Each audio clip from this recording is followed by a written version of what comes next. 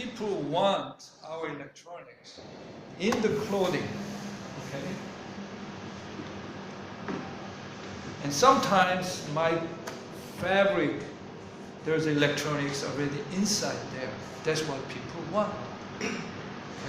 So when you wake up, when you wear this jacket knows who you are, what's your body condition, and then you can probably talk to your shirts. Okay, today I want to go to Ho Chi Minh University of Technologies. You show me where to go. And then the artificial intelligence based system listen to my saying, and then they're going to show me where to go. And then they're going to monitor my condition. Hey, your water level is down. You better drink a cup of water. And your blood pressure is a little high, so you take a rest. That's what Minority Report and Iron Man movie. But that's not movie anymore. It's going to happen. Because already you can see that this upper here, that's the clothing. And there's many electronics there. It actually senses a lot of body function. So people trying to integrate this electronic into fabric. That's what I'm actually doing a lot of research. Okay? So young generation like you, and you have to follow where the society is actually going. Okay? I'm glad to see that a lot of students in the campus is working with your notebook computer with Wi-Fi interconnection. So in the old days, you have to go someplace to learn something, but if you actually have a Wi-Fi connection, all the world is going into your notebook computers, your smartphone. So you don't have to go elsewhere. Even here in Ho Chi Minh City, you can take a look at what happened in the outside world. And that's the power of the internet systems. So the more you understand where the future goes, the better position you can have, better opportunities you have. That's the reason why I strongly ask you to come to KAIST. Okay? See? I love playing tennis. I'm a tennis player. And Polo developed a tennis jacket with silver fiber, and there's a sensor and Bluetooth module. So when you play, your heartbeat rate increase, you have a lot of sweat. This sensor analyzes the sweat.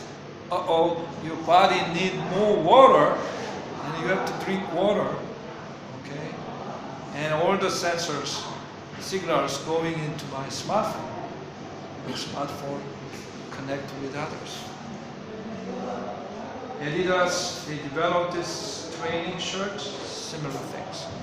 You will see a lot of jacket like this, like a Nike, Adidas, Polo, famous brand will come with electronics attached into your fabric pretty soon.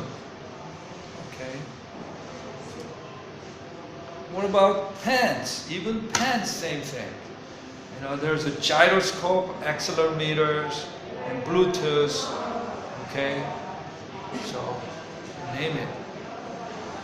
This is the Japanese company, Toray, NTT Docomo, and they actually developed the similar things. They actually put the sensor in the clothes and measure the heartbeat rate. Okay? So that kind of wearable electronics will be the future. Just think about that. If you have that kind of things in here in Vietnam, where you apply this, if you find out a good application which nobody else actually do, you're going to be millionaire.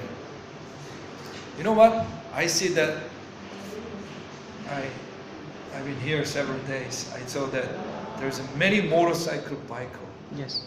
Motorcycle in Vietnam. Everybody wears some wares. I don't know.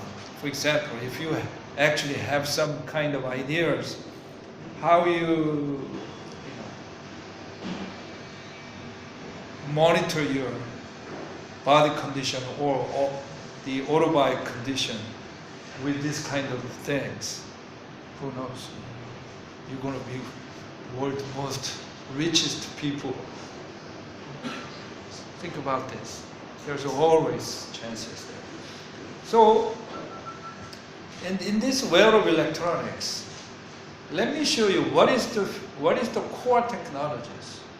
Okay, and a lot of people working crazy in this area.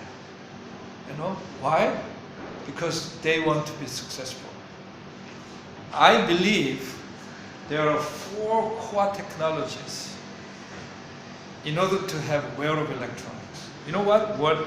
First one is the semiconductor. You know, all of this electronics,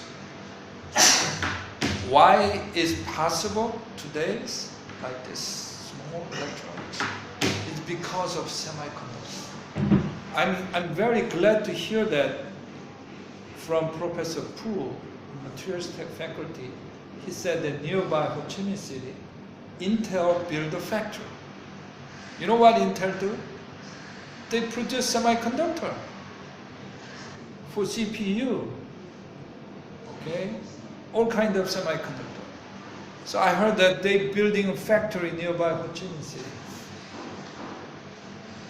But most of the semiconductor they built is not flexible. But some people with a crazy idea, creativities, they think that this semiconductor has to be like a paper. Okay? That's what people are doing. So-called flexible LSI device. Is it possible? Yes. It's possible. I know you're mechanical engineers. Semiconductor itself, silicon, is very rigid materials.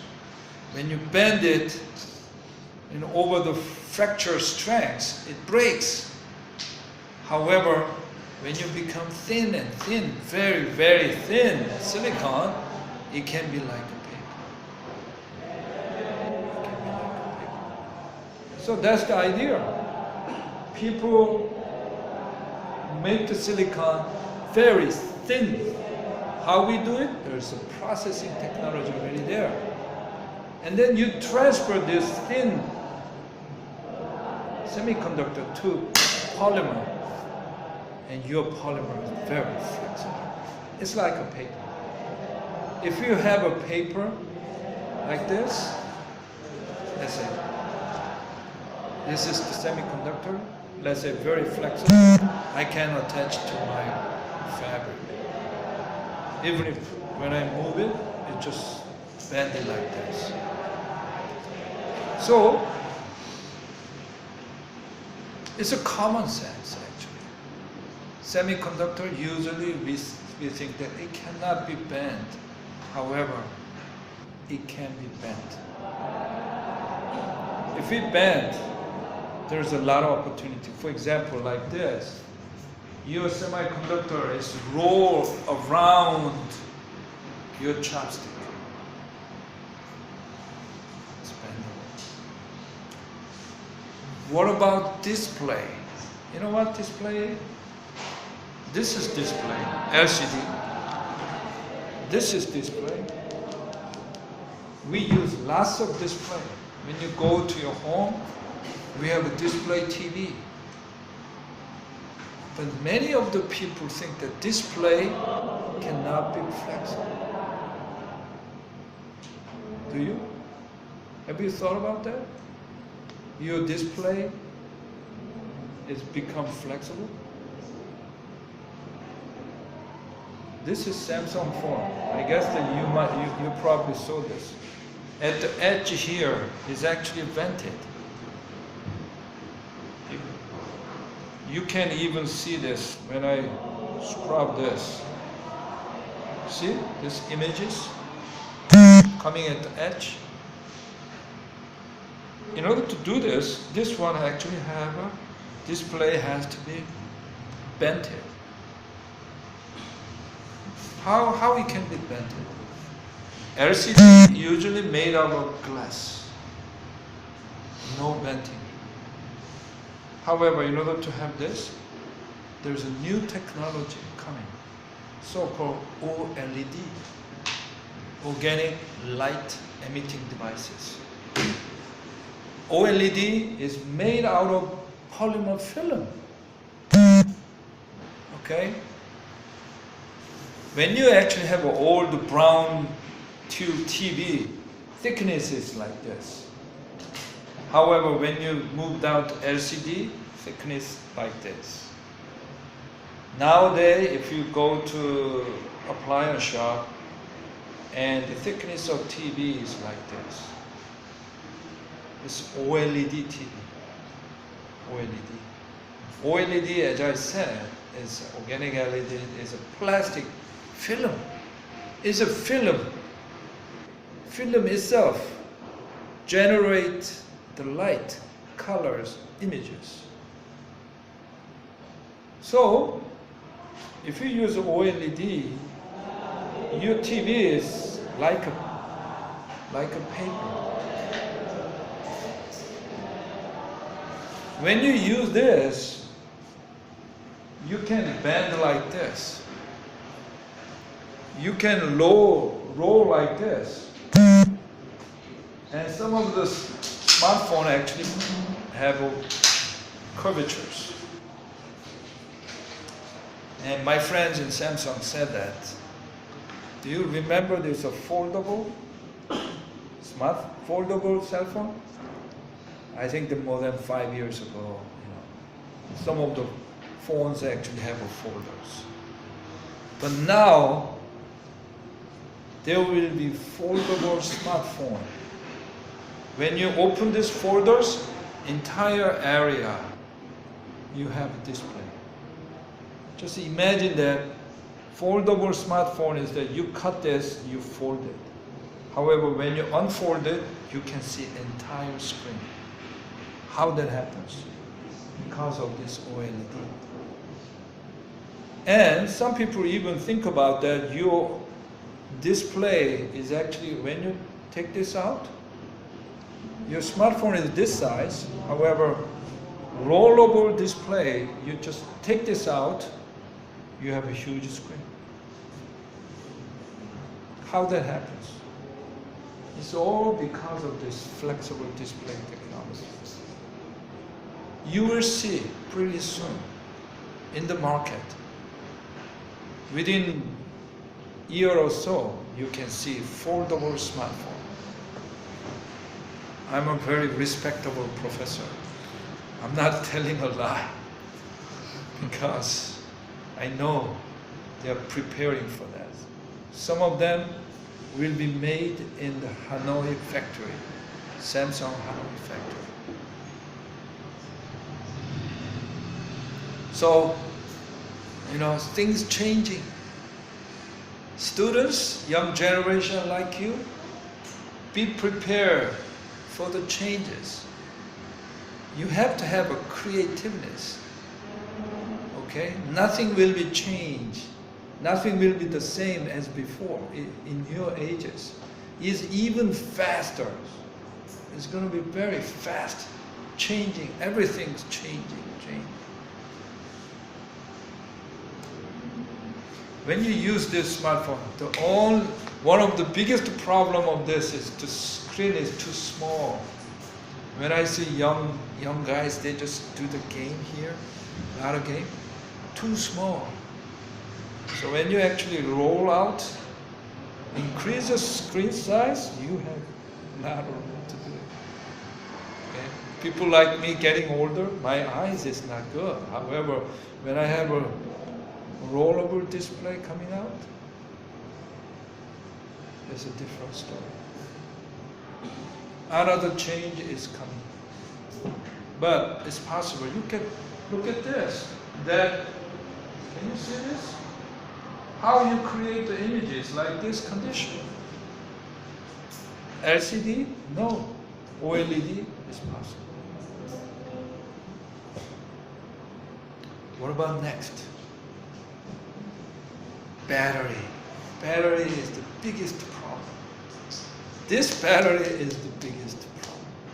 If you open this up, I know a lot about this smartphone. This size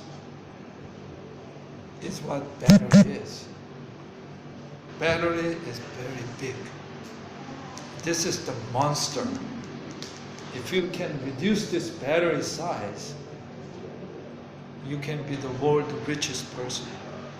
You can be even richer than, what is it, the Google, Facebook, anybody else. Make this battery smaller. In addition, flexible.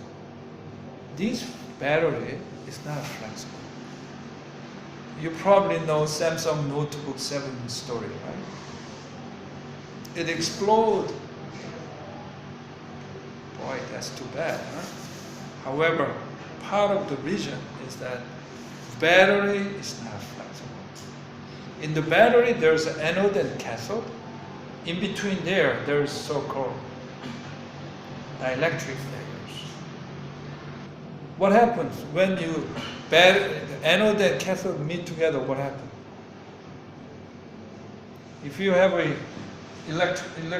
electric line coming out, when you meet these two lines meet together, what happens? There's a spark coming out. Battery explode. Why? Because of that. Electrode touch each other. Samsung Galaxy Note 7 explode. Why? Because anode and cathode meet together. For some reason. Therefore, flexible battery is really important. Very, very difficult job. If you actually make this flexible battery, as I said, you can get a Nobel Prize. I'm sure, 100%. And you can be the richest person in the whole world. You don't have to work anymore. Is that your dreams? Anyway, so there's a lot of work, a lot of development going on, how to make this flexible battery. Such as this. See this one?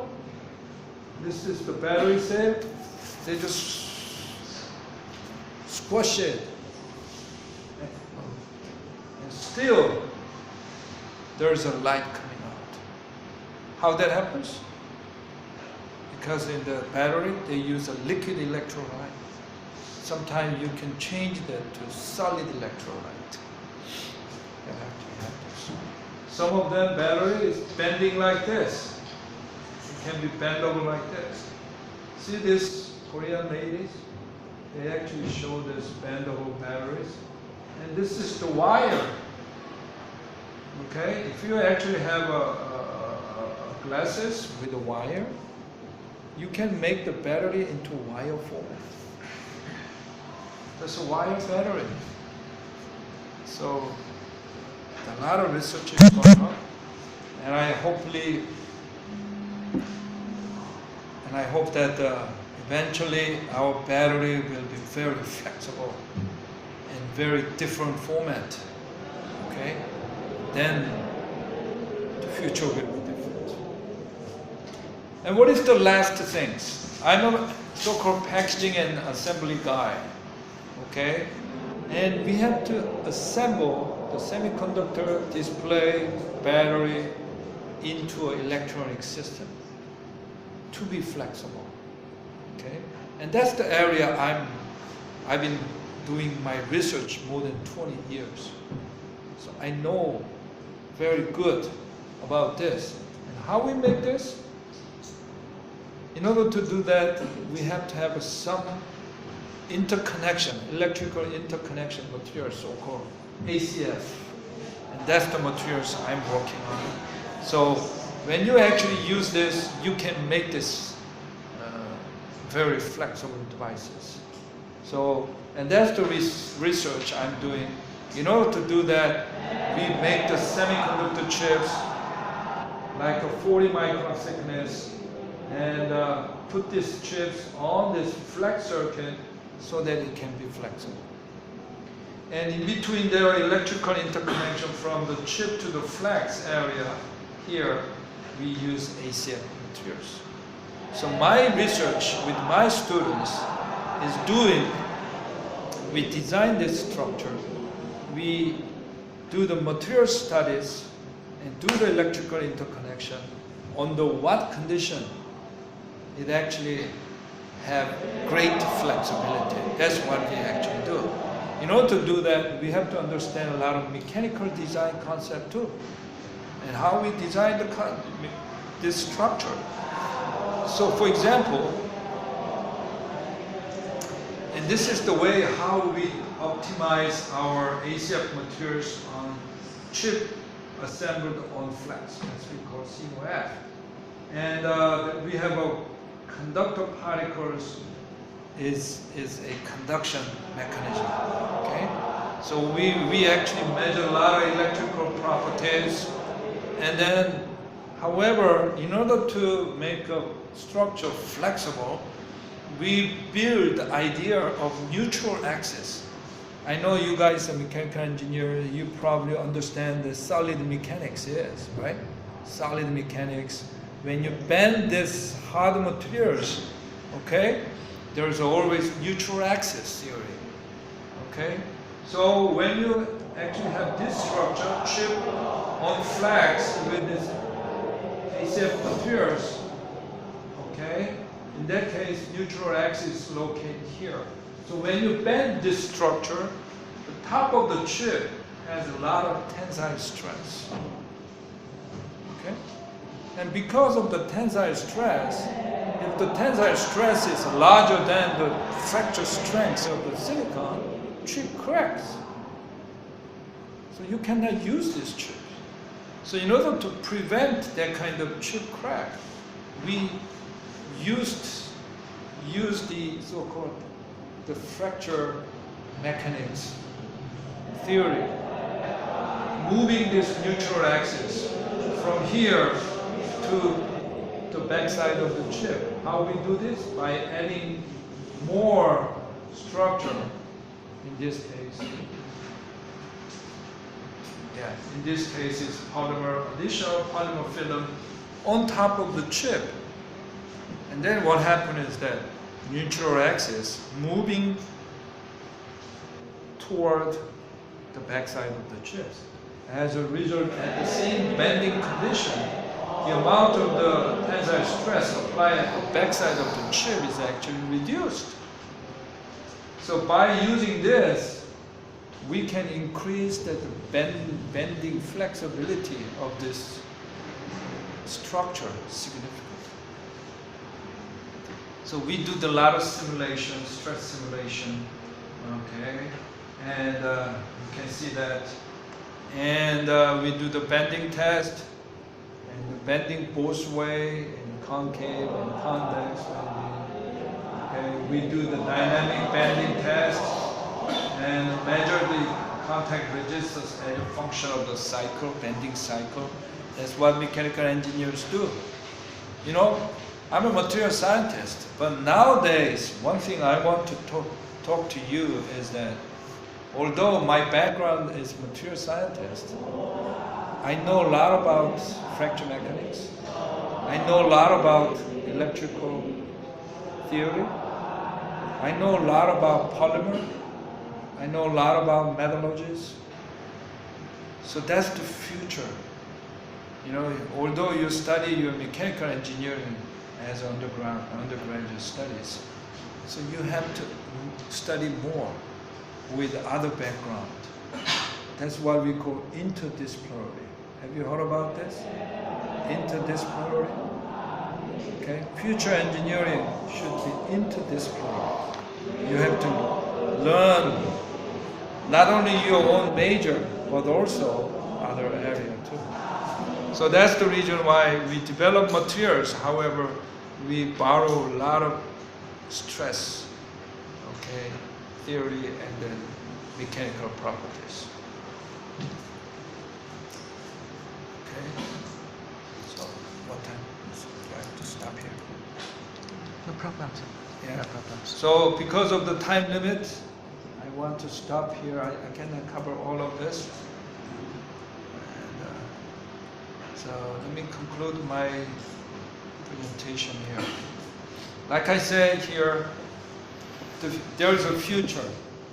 You can see these products already there, and some of them will come very, very shortly. The wearable electronics, that's the future. Okay, that's the electronics future. Okay, and then in that wearable electronics, like I said, chip flexible, display flexible, and battery flexible, and you have to make all of this to make electronic system. So that system has to be flexible too. Okay, so in order to do that, you have to do a lot of research about these materials and package structures. So eventually that actually make this semiconductor chip very flexible, and wearable electronics using that semiconductor become very, very flexible in the end. So I just recommend you that no matter what your background is, okay, if you're interested in that kind of new technologies, you can contribute. Mechanical engineers, like material scientists, chemical, electrical engineer, we all can contribute in this new area. Okay, so I hope that some days your research is associated with this kind of new research area. Okay, and I also